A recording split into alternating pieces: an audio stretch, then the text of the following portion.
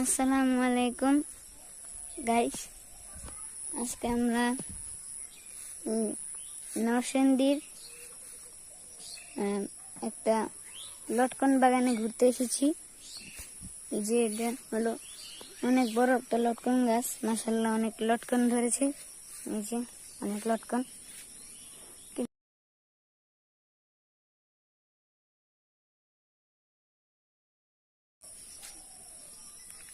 অনেক লটকন ধরেছে মাশাআল্লাহ।